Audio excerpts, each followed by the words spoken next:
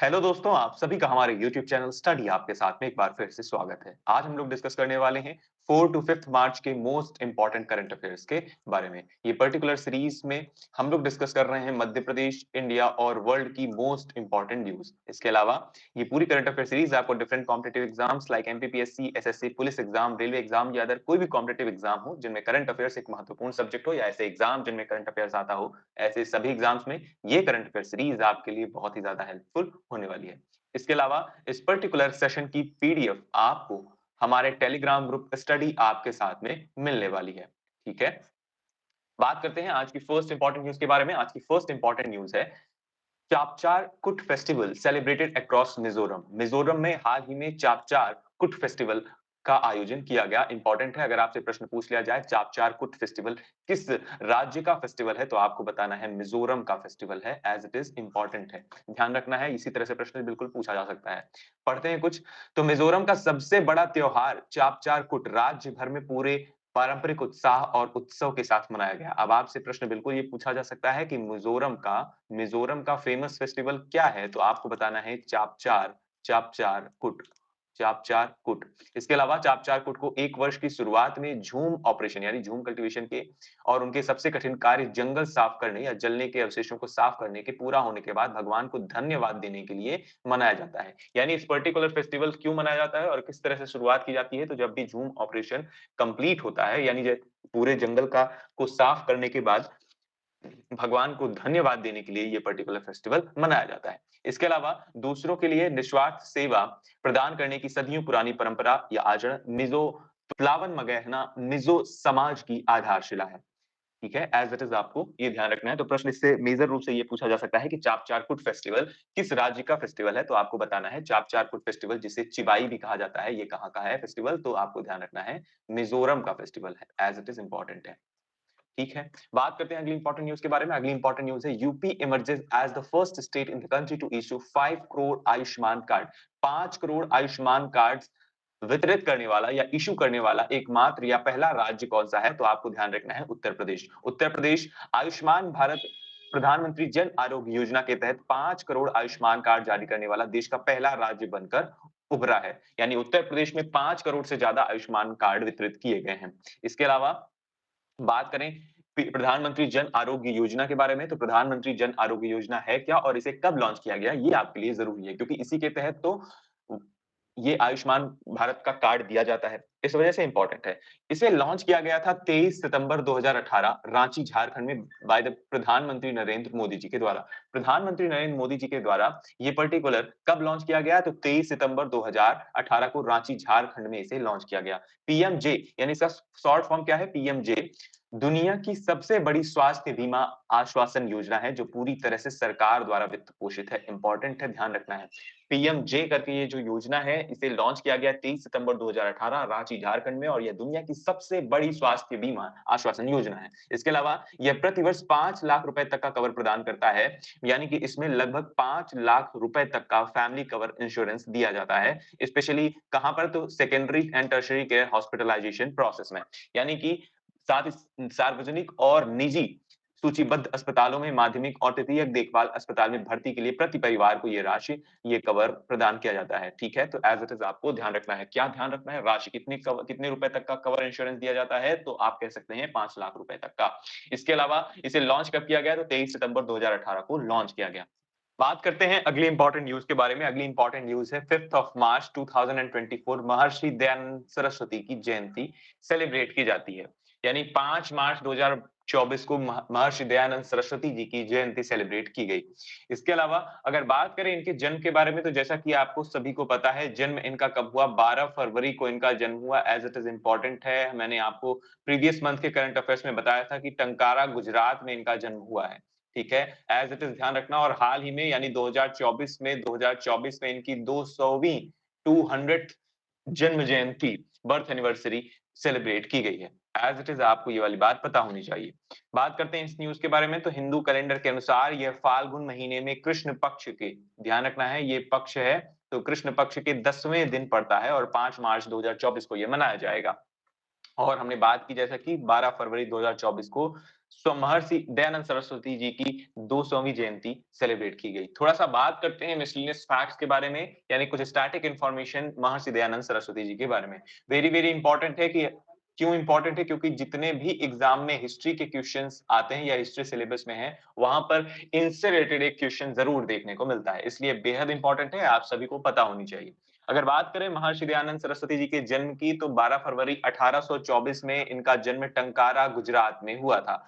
हाल ही में मैंने आपको बताया। इसके अलावा इनका पहले नाम था मूल शंकर तिवारी। कई बार एग्ज़ाम में पूछा जा चुका है, इसलिए ध्यान रखना है मूल शंकर तिवारी किस एमिनेंट पर्सनैलिटी का नाम है, तो आप सभी को ध्यान रखना है मूल शंकर तिवारी महर्षि दयानंद सरस्वती जी का नाम है। इसके अलावा इन्होंने आर्य समाज की स्थापना की, आर्य समाज की स्थापना की। अब प्रश्न ये अक्सर पूछा जाता है, आर्य समाज की स्थापना किसने की? तो आप सभी को ये वाली बात तो पता चल गई कि दयानंद सरस्वती ने की, लेकिन कब की? तो इन्होंने इसकी आर्य समाज की स्थापना 1875 बंबई में की थी। 1875 बंबई में, और बाद में इसका मुख्यालय 1877 में लाहौर शिफ्ट कर दिया गया था। लाहौर शिफ्ट कर दिया गया था। एज़ इट इज़ प्रश्न आपको देखने को मिल जाएगा कि आर्य समाज की स्थापना किस वर्ष की गई? तो 1875 बंबई में, जबकि 1877 लाहौर में, और इससे रिलेटेड प्रश्न प्रीवियसली एमपीपीएससी में भी कई बार देखने को मिल चुका है। अगर बात करें आर्य समाज की स्थापना का मुख्य उद्देश्य क्या था? तो इसका मुख्य उद्देश्य था हिंदू धर्म में व्याप्त दोषों को उजागर कर उसे दूर करना, साथ ही साथ वैदिक धर्म को पुनः शुद्ध रूप में स्थापित करना। साथ ही साथ भारत को सामाजिक, आर्थिक व राजनीतिक रूप से एक सूत्र में बाँधना था। इसके अलावा अगर बात करें तो इन्होंने इन्होंने स्वराज नाम का शब्द सबसे पहले दिया। तो आपसे प्रश्न पूछ लिया जाए, स्वराज नाम का वर्ड सबसे पहले यूज़ किसने किया था? तो इन्होंने ही दिया था, और इन्होंने ही यूज़ किया था। इसके अलावा बात करें इनके फेमस वर्क के बारे में, तो इनका फेमस वर्क है सत्यार्थ प्रकाश, जो कि बहुत ज़्यादा इम्पोर्टेंट है और कई बार एग्ज़ाम में पूछा जा चुका है। कई बार एग्ज़ाम में पूछा जा चुका है कि सत्यार्थ प्रकाश किसकी रचना है? तो आप सभी को पता होनी चाहिए, ये स्वामी या महर्षि दयानंद सरस्वती जी की रचना है। इन्होंने एक नारा दिया, वो है back to the go back to the Vedas, English में कहें तो go back to the way to the Vedas, या फिर वेदों की तरफ लौटो, वेदों की तरफ लौटो। ठीक है? बेहद इंपॉर्टेंट है।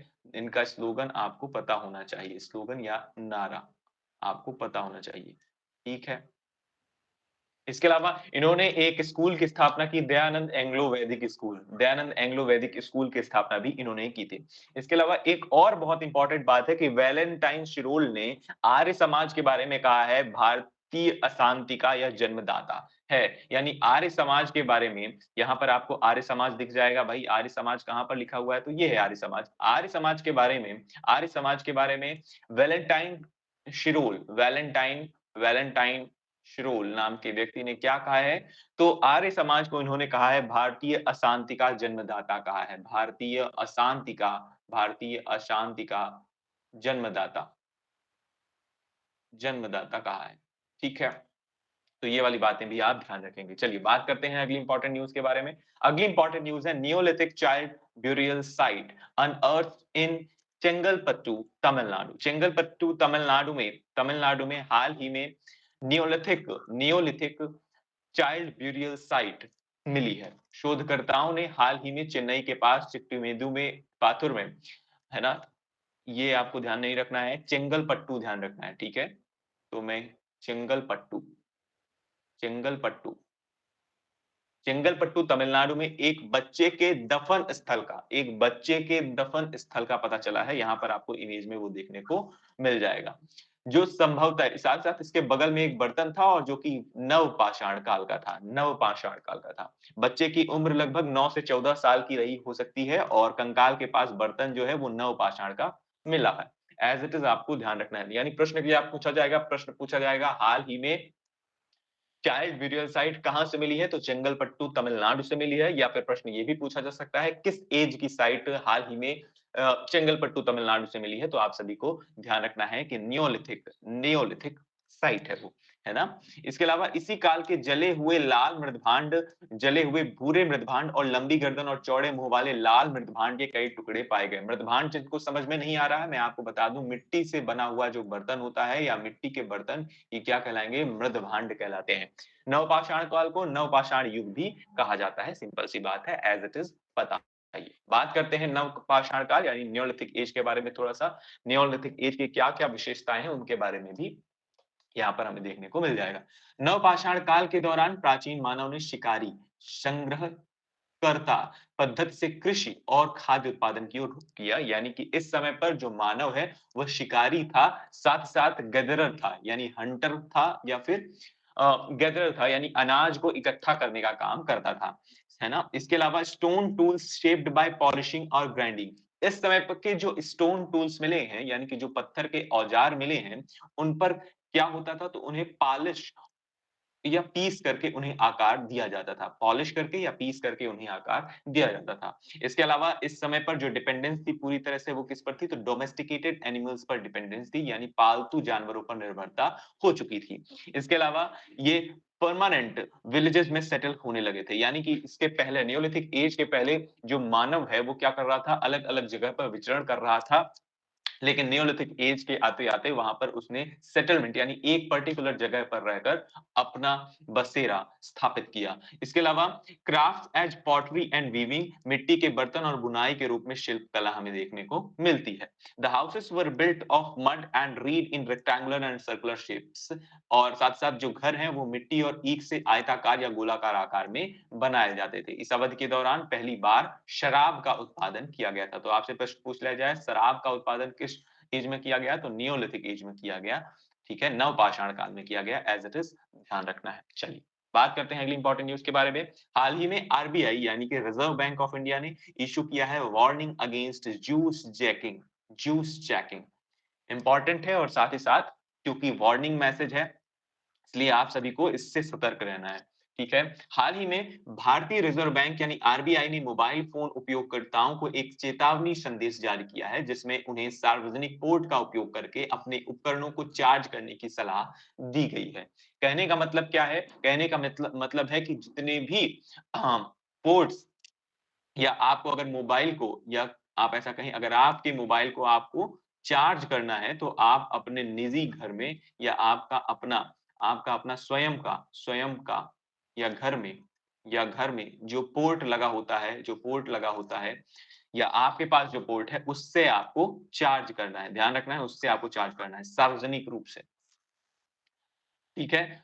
जूस जैकिंग एक सुरक्षा शोषण और साइबर हमले का रूप है, जहां हैकर्स क्या करते हैं? सार्वजनिक यूएसबी यानी कि जो भी चार्ज ना करने की सलाह दी है, चार्ज ना करने की सलाह दी है, यहाँ पर ध्यान रखना है। ठीक है? तो जूस जैकिंग एक सुरक्षा शोषण और साइबर हमले का रूप है, जहां हैकर्स सार्वजनिक यूएसबी चार्जिंग पोर्ट के साथ छेड़छाड़ करते हैं। यूएसबी चार्जिंग पोर्ट जो होते हैं, लगे होते हैं, कई जगह आपको देखने को मिलेगा। वो कहाँ देखने को मिलेगा? रेलवे स्टेशंस में आपको देखने को मिल जाएगा। रेलवे स्टेशंस में मिल जाएगा, बस स्टेशंस में देखने को मिल जाएगा, कई जगह आपको देखने को मिल जाएगा। और जहां पर हैकर्स क्या करते हैं? उन पोर्ट्स के साथ छेड़छाड़ करते हैं, उन्हें मैलवेयर से संक्रमित करते हैं या हार्डवेयर परिवर्तन करते हैं, यानी कि उसे उसमें मैलवेयर होता है या उसका हार्डवेयर को चेंज करते हैं, जिससे क्या होगा? जिससे उनसे जुड़े उपकरणों से डेटा चोरी करने की अनुमति उन्हें मिल जाती है। इसके अलावा जूस जैकिंग का शब्द पहली बार 2011 में खोजी पत्रकार ब्रायन क्रेब्स द्वारा गढ़ा गया था। वर्चुअल प्राइवेट नेटवर्क यानी वीपीएन का उपयोग करना और यह सुनिश्चित करना कि उपकरणों में नवीनतम सुरक्षा अपडेट स्थापित है, साइबर हमलों के जोखिम को कम करने में मदद कर सकते हैं। इसलिए आपको ध्यान क्या रखना है? आपको ध्यान ये रखना है, बिल्कुल सिंपल सा है, मैं आपको बताने का प्रयास करता हूँ, वो है juice jacking. Juice jacking. Juice jacking है क्या? जूस जैकिंग में क्या किया जाता है भाई? तो एक आपने पोर्ट देखा होगा, है ना? पोर्ट देखा होगा, इस तरह का कुछ इस तरह की आकृति का बना होता है। आपको ये कहाँ देखने को मिल जाएगा? ये आपको रेलवेज़ में देखने को मिल जाएगा स्पेशली, है ना? रेलवे स्टेशन में आपको देखने को ये आसानी से मिल जाएगा। इस जैक में क्या होता है? जब इसमें आप अपनी यूएसबी कनेक्ट करते हैं और उस यूएसबी कनेक्ट करके क्या करते हैं? चार्ज करते हैं, तो उससे क्या हो सकता है? उससे आपका मोबाइल हैक किया जा सकता है। मोबाइल हैक किया जा सकता है। क्यों किया जा सकता है भाई? हैकर्स क्या करते हैं? मोबाइल हैक किया जा सकता है। कैसे किया जाएगा? क्योंकि इस पोर्ट में, ये जो पर्टिकुलर पोर्ट है, इस पोर्ट में मैलवेयर मैलवेयर या इसके हार्डवेयर के साथ हैकर्स क्या करते हैं, छेड़छाड़ कर देते हैं, जिसकी वजह से आपका जो मोबाइल का एक्सेस है, उनके पास चला जाता है। इसे ही जूस जैकिंग कहा जाता है। यानी कि किसी पोर्ट की मदद से जब मोबाइल हैक किया जाएगा, मैलवेयर उसमें अपलोड किया जाएगा और फिर मोबाइल हैक किया जाएगा, उसे क्या कहा जाता है? तो उसे जूस जैकिंग कहा जाता है, एज़ इट इज़ ध्यान रखना है, प्रश्न इम्पोर्टेंट है, पूछा जा सकता है। चलिए, ये शब्द पहले किसने दिया? तो 2011 में सबसे पहले ये शब्द एक जर्नलिस्ट हैं ब्रायन क्रेब्स ने दिया था, ठीक है?